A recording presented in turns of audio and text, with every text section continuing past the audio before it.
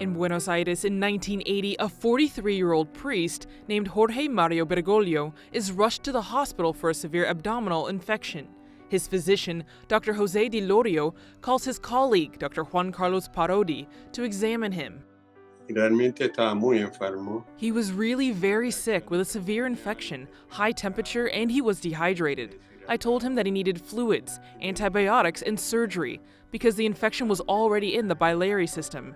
The pain was mainly in the right upper quadrant, which is where the gallbladder is.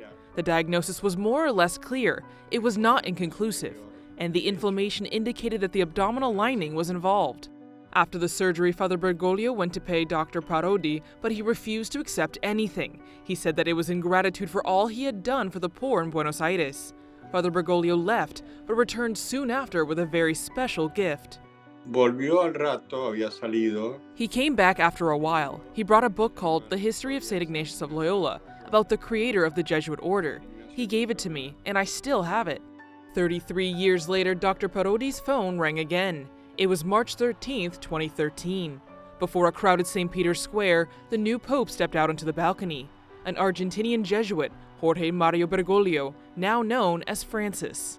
Y él me llamó y me dijo. He called me and said, "Do you know who the new pope is? Do you remember that priest you operated on?" Then I obviously remembered right away because it was a really memorable experience for me. The following year, in May 2014, Pope Francis welcomed Dr. Parodi and his wife to his residence at Casa Santa Marta, something he was not expecting. Nos sentamos a esperarlo y en cuanto We were waiting for him, and as soon as he arrived, I was incredibly moved. With a huge smile, he hugged me and told me, "You saved my life, and you didn't want any reward for your work." And I told him that the reward had been the satisfaction of seeing him recover so quickly. Dr. Parodi says that they keep in touch from time to time, and for him, Pope Francis is a very special man.